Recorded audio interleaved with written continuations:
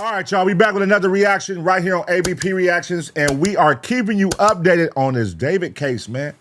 Right now, everybody is still wondering what is going on. Who's going to get the blame for this? Why haven't nobody got found, arrested, detained, nothing?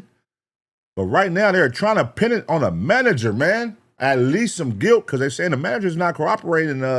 Yeah, man, the manager messed up.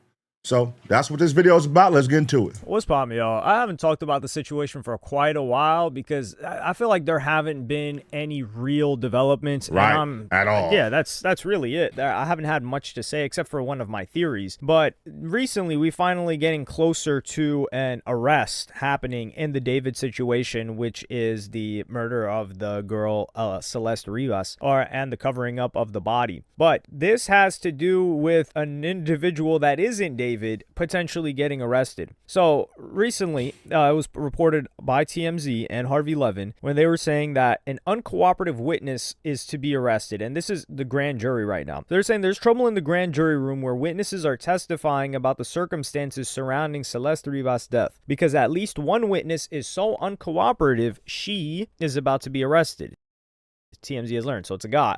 So it's a female. Why was they saying it was a male? Okay, I didn't know his manager was a female. No, his manager was a light-skinned dude, and he was signed to like a white guy. All right, let's see what's going on. Girl, not a guy. Here's the way it went down. Beth Silverman, the deputy DA presenting the case in Los Angeles, came out into the hallway Wednesday afternoon and approached attorney Evan Jennis. She represents Robert Morgenroth, who manages singer David. Now, this I want to get into a little bit more. So there's Robert Morgenroth, who is somebody that works at Mogul Vision. So Mogul Vision, this is going to get a little bit confusing, but we're going to cover that once we get specifically. Break it down. Mogul Vision works with David. And it continues and says, Silverman told Jennis that she was going to have the judge issue a body attachment to force a female witness to testify before the grand jury. It appears the female witness was a no-show, and visibly frustrated Silverman said she would have authorities take the female witness into custody and bring her into the courtroom. So Evan Jennis is who's the girl? She's going to be the one that's prosecuting the case, which is like, hey, this is the case that we have. This is what we're building. These are the witnesses. This is a potential defendant, etc. We do not know who the female witness is, but it's interesting she's represented by the same lawyer as Morgenroth, who spent around 3 days testifying before the grand jury. TMZ broke the story. Morgenroth was in the hallway on Monday telling his lawyer things got tense in the grand jury room when the deputy DA pressed him on why he didn't call police, which means that there would be something to call police about. He didn't say what he knew that would make Silverman challenge him on not making the call, but he said he responded to her by saying he didn't think it was his duty and he was trying to keep David's tour going. This is actually one of the craziest things. That's wild.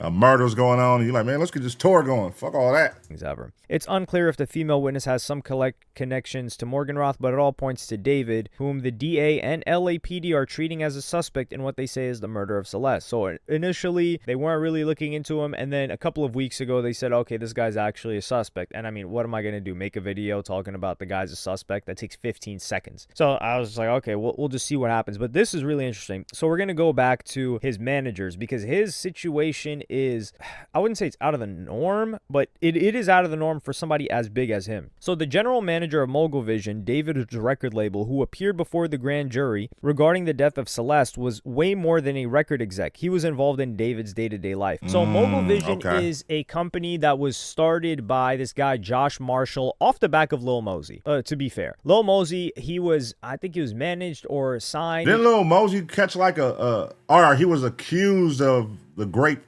a female? I think. Initially, some sort of production deal, some situation with this guy, Josh Marshall. Lil Mosey was a huge success, right? Like, Mosey had multiple hits, and Blueberry Faygo was going crazy. Around this time, this guy from Mogul Vision, Josh Marshall, got an opportunity to start a record label in partnership with Interscope Geffen. And this is the deal with Interscope. So Interscope, most of the time, and this is around 2022, I think, or 2023, and Mogul Vision also had Ruby Rose and this other girl called Gigi Perez. So who the hell is that? to be on Interscope, you have to have like a partnership deal. Like, for example, you have Aftermath Interscope. You have Darkroom, which we're going to get into in a little bit. Darkroom Interscope. So Interscope, it's very rare, or if ever, that you'll see Interscope Geffen with just the artist. It's usually a record label that is in a joint venture partnership with Interscope, and then they have the artist signed under there. For example, TDE Interscope. You know what I mean? So David is one of these people that is on Mogul Vision, but the odd part is that would mean that he is managed by his own record label, which is a massive conflict of interest. So this guy, Morgenroth, he's just a manager that works at the label. Not just, but this is a small label. But you'll be surprised, though, just to share more line what you just said, you'll be surprised how many artists are signed to a label and actually managed by their label, which is a huge conflict of interest because the management team is who goes at the label on behalf of the artist. You know what I mean? So that's what makes it awkward. Like, who's going to go at the label for you if the label is your manager? You know? So that's why it's a conflict of interest. There's a lot of artists in situations like that, though, man. They don't understand it. They just look at it like, shit, this the nigga who signed me. You know what I'm saying? And he handles my day-to-day, so he's also my manager. And next thing you know, you're paying the label money and you're paying the manager money, but it's the same person. It's like, what? So you really you're getting stripped. You know what I mean? And you're going to complain about it 10 years down the line, like, oh, motherfucker, you was playing me. Odd thing is that when you look at David's music, all of David's music, it's by Darkroom. So Darkroom is run by Justin Lubliner, who he's the founder of it, and he's the guy that discovered Billie Eilish. So Billie Eilish's record label is Darkroom. It's also Darkroom Interscope. Okay. But you look at any of David's projects from Petals to Thorns, which is when in 2023, that was Darkroom Interscope, and it was also Withered, the project that released this year. That was also Darkroom Interscope. So his whole catalog doesn't have Mogul Vision on it at all. In contrast to I'm wondering, I'm like, how is this nigga popping? Who knows this nigga? I don't know anybody that knows him. Like, I've never heard of David until this case. I don't know if y'all heard of him before. But that kind of makes sense now, okay, because he's under the same team, label that Billie Eilish is under. He was putting out music through them, so they got rapport and connections, just like all the connections they have from Billie Eilish and all the people in their Rolodex they can reach out to and make things happen to for artists that's underneath her are on the same label, so. Okay. A Lil Mosey, for instance, where if you look at his project from Certified Hitmaker, right, you can see on the bottom of that, it says Mogul Vision Interscope Records. So I don't know what's up with that, but this guy was managing David. So I thought Mogul Vision was just David's management, and they also operate as a management company in the same way that QC, Quality Control, they had a management division and they had a record label division. So Cardi B, who was with Offset was signed to Cardi QC, B was the label, but he was also managed by QC, and that was an issue that the Migos had for a while, and they were talking about how they wanted out of that deal because they were in a lifetime deal with QC that they would never be able to get out of, and Offset was able to get out of that situation and do his own solo stuff. But Offset brought Cardi B on to QC management, so QC was just managing her career. However, she was still signed to Atlantic Records. She was never signed. I believe Cardi left their ass now. She's gone. I don't think she with QC no more, if I'm correct. To QC the label. So I'm guessing that distinction exists also in Mogul Vision, because otherwise they would be surfacing on the bottom of the records that are dropped on Apple Music or Spotify. Regardless, this guy was handling the tour, and he says Robert Morgenroth is someone the grand jury prosecutor is intensely interested in, as we report. We overheard him say in the courtroom hallway that the prosecutor hammered him on why he didn't call police. We don't know the context. And he's more than a general manager. He was also David's day-to-day manager. Turns out there were two managers. The other is Josh Marshall. He's the founder of Mogul Vision, and along with Morgenroth, managed the singer's career. So I think this is a management situation. And Josh Marshall is the one who was living in Texas, and it went viral like last month when somebody finally spoke out. Because up until like that moment, nobody was speaking out on behalf of David's team, from David, and the manager came forward when everybody was trying to accuse the manager and him of having that house together and saying the murder happened at that house. The manager came out and said, hey, I'm his manager, but I'm not his day-to-day. He made that very clear. I'm not his day-to-day. And now we are learning who his day-to-day is in this video, which is a white man. And he was like, look, I got a family. I don't know what David does on his alone time, his day-to-day time. Leave me out of it. But, you know what I'm saying? Hopefully we find what happened to the young lady, Celeste. So he basically drew a wedge between them with that statement. And, okay, so here's the day-to-day guy.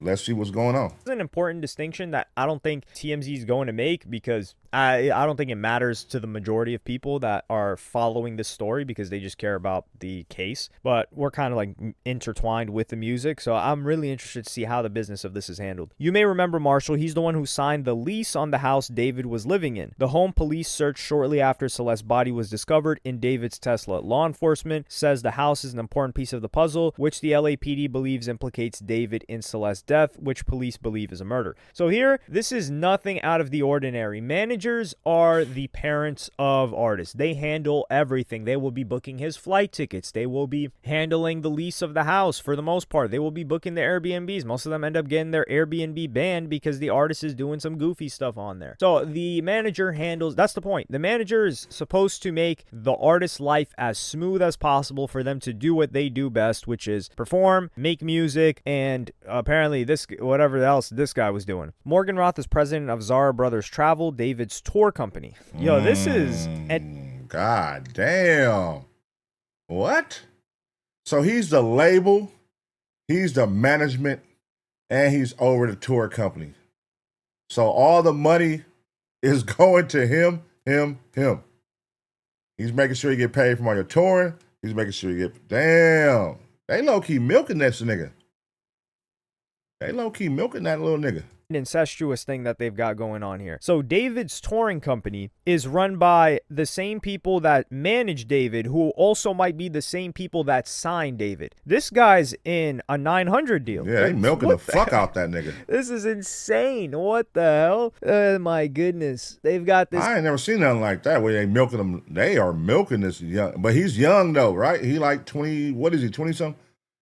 They milking the fuck out that nigga. This guy 3 ways. Because usually the touring company will be different. Like people will tour with Live Nation, but they're not also signed to Live Nation. Anyway, TMZ broke the story. Morgan Roth walked out of the grand jury courtroom, and then there was talk. And this is the craziest line that I don't think anybody else is mentioning. He says, I said I feel like I didn't have the responsibility to do that and just wanted to continue with the tour. He just wanted to. He didn't want to call police. I'm going to tell you guys. You know what that means? He wanted that motherfucking money.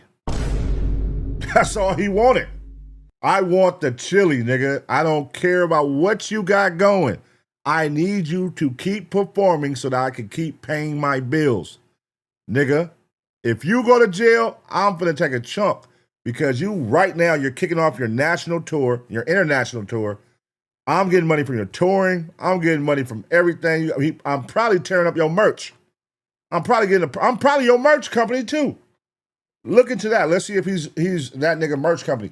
He's fucking, woo.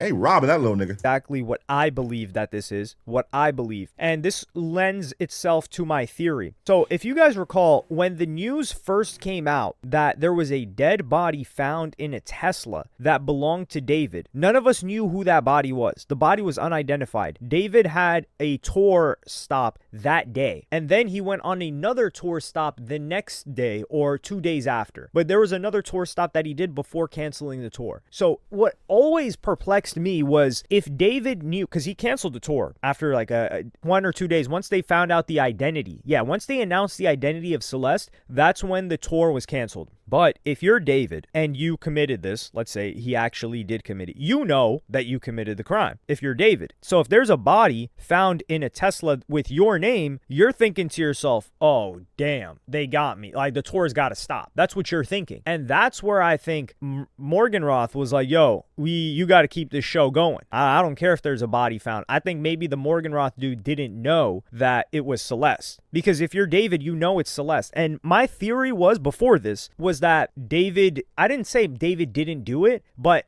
I was wondering, like, yo, did David really do this? Because if he did it and then it's reported that there's a body found in his car, you got to cancel tour because you know who the body is. Man, I really fucking don't.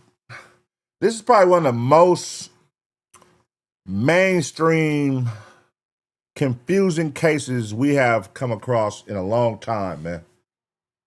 Like, it just doesn't make sense. It doesn't, like, you would assume this is the obvious. She's in his car. She's in front of his house down the street in the car. And she's last seen with him while she's announced as being kidnapped or missing. Let's say missing. While she's missing, she's seen on Discord and live streams with him, concerts with him. How the fuck does something happen to her and he doesn't know what happened? How is she in the trunk of your car? That's why it doesn't make sense why this is taking so long, why this is being dragged out. Nigga, who had access to your car, nigga? Why is it on your street? Who had access to take her body? Why was her body at your house? Or like, make it make sense. I'm so confused by this shit, and I don't get why it's taking so long. Do y'all like, what do y'all think? Do y'all think he's guilty? Do y'all think he knows what happened? I don't get it. Like, what the fuck? What is going on? This is a confusing ass case. But if you don't know who the body is, you're like, yo, how the hell did a body get into my car? Well, I haven't used my car in a minute. Maybe somebody towed it. Maybe somebody like used it. Like, LA is a crazy place, right? So I think that's what I initially thought why he continued with the tour, because he was like, well, I didn't kill anybody, so that body ain't got nothing to do with me. We're just gonna keep the shows pushing, and that would make sense. But then when he found out it was Celeste. And keep in mind, this is me still thinking in my head of the situation where he might not have done it, because that would be the only reason to continue the tour. But when he found out it was Celeste, then he canceled the tour because he said, well, Celeste is attached to me. So I think it might have been a mix of maybe like heartbreak, not understanding what the hell happened, because maybe he hadn't been in contact with Celeste for months, and then he finds out that she's the body in his Tesla after there was already crazy news that there was a body in his Tesla. So that was... I don't know about that take. So basically, he's saying he continued to tour because a body was found in his trunk, but hey, I don't know who that body is. Let me keep touring. What would you have done if you're on tour and police hit you and say, hey, we found a body in your car in front of your house, and you're on tour? Are you going to be like, hey, I ain't got nothing to do with that, and you're just going to keep touring? No, you're going to be like, hold on, what? That's going to, especially if you don't know what's going on, you don't got nothing to do with nothing. Man, fuck this tour right now. Hold on. Or at least these next couple dates. Fuck these next 2 to 3 dates. I'm finna fly back to LA and see what the fuck is going on. What do you mean? Because I'm finna let y'all know I ain't got nothing to do with that. I'm finna clear my name. I'm finna do this. Like, that's the energy the typical person would be on. Hold on. We're going to put 2, 3 shows on hold. I'm finna fly back. I'm finna clear my name. I'm finna find out who the fuck got a body in my car. How did that get there? What the fuck? That's how I would look at it. Like, what? I'm not going to be like, hey, shit, I don't know who body that is. Let's get the tour going. Nigga, it's in your car, fool, in front of your house. They're going to say it's you. You better go back there and figure that out.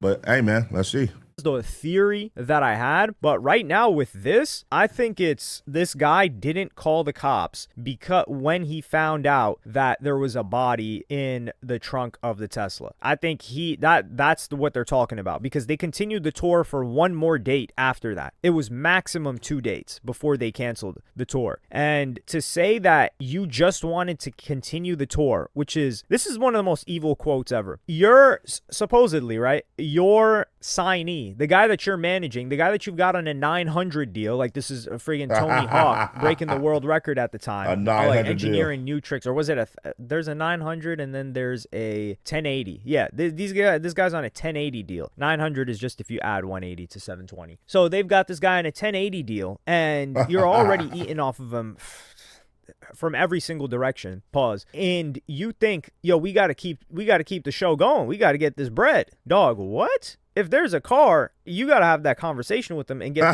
this out the way. Right. Do I think that these What the guys, fuck? Josh Marshall or Morgan Roth, were involved? I don't think so, dog. No way. I think they knew what was going on. And this is the thing with artists and their management. Management is doing their job. So their job is to be a parent to a degree, but they have a financial incentive, which is, they kind of have a don't ask, don't tell mentality. So if they see that David's with a chick that looks like, oh, well, I don't know how old that chick is, they're not going to say, yo, why are you with the chick that's this old? What are you doing here? Nah. That's not true. That's not true, nigga. We calling niggas out. Niggas as managers will call you out, and we will. That's the thing. You got to protect the artist, man. You know what I mean? You got to protect the artist. You got to create new ventures, new avenues for income. You got to help with all kind of shit when you're a manager. But you're not going to do anything. You're not going to co-sign something that could hurt the artist's career. So if I see an artist I manage walking around with a young girl, I'm going to be like, hey, homie, no, that's not a good look, man. What the fuck are you doing? That's out. You a weirdo. And I'll probably cut him off anyway, and I'm going to air the nigga out on my podcast. Community, shame on you, and what could go wrong? This and that. It depends on the relationship that they have with the person. Somebody that's his man's that came up with David, he might be able to say that. But if they're just a professional relationship, David might just be like, yo, get the hell out of here and fire him. So now that guy is losing out on bread. So he's just thinking about it as like serving himself. And some people will say, well, what about the girl? This guy clearly just said he wanted to continue the tour. I don't see why we couldn't continue making bread. You think he cares about some random girl? He cares about himself and lining his pockets. And I'm not saying the guy is evil. That's a crazy I just take. think that they have this policy where like, yo, we're going to look the other way. Same thing with their artists potentially doing certain substances. They're like, I'm just going to look the other way. And we can also bring this to management of a lot of street rappers. They're in the studio. The rapper's got a blick on them that isn't legal. He's a felon. What? They're going to call the police and be like, hey, my client here, So he's got got a blick on him. Come on now. That's just not going to happen. So with management, this is why I say managing is a rough job, a thankless job. Like God bless anybody that actually does it. Not the situation with David. I'm not talking about his management. I'm talking about managing of regular artists that are doing regular artist things. So I think people want to make this more of a conspiracy that this guy had something to do with it. I just don't think that he's that dumb. Frankly, there's just no way that they're going to like try to hide a body. Maybe they might have moved it. Like David was like, oh, yeah, move this car. But if they moved the car, then it wouldn't have been stuck on it wouldn't have gotten towed. So yeah, this whole situation is, that's the most it just confusing gets more shit ever, and man. more confusing. I think the only shit bit of confusing as clarity fuck. I got is in that David probably wanted to cancel tour the day that he got the news that there was a body in the trunk of his car, shit or in the is front of crazy. his Tesla. I think David wanted to cancel that day. That's my new theory. But this guy was like, yo, you got to keep the show going. And he's not going to say why. So Ike Turner. I Keep think it going, man. David Fuck that knew bitch. that Celeste was there in that trunk. Wow. And he just had to continue with the next 2 dates because his manager was really forcing him to. But let me know what y'all think. Yeah, man, that's a crazy one, y'all. This is probably the craziest case we have witnessed in a long time. All these stories keep coming out, and guess what? It all hits a brick wall.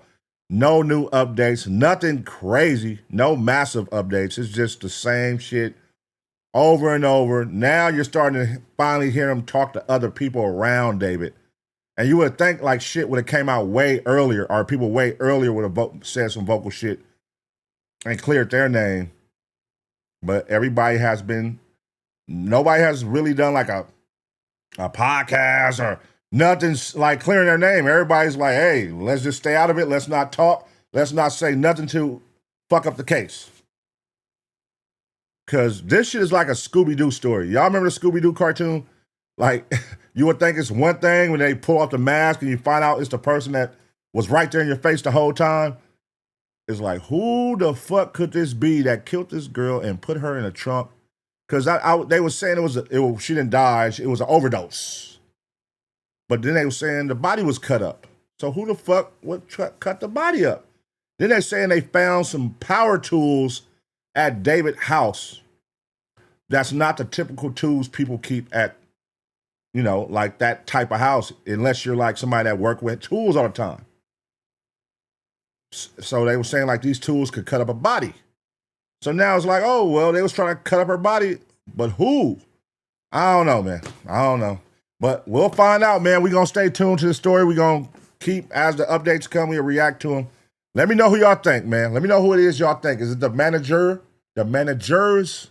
Is it David? Is it his homies? What the fuck, man? I don't know. I'm going to give y'all 2 seconds to smash a like. And as always, get ready for the next reaction.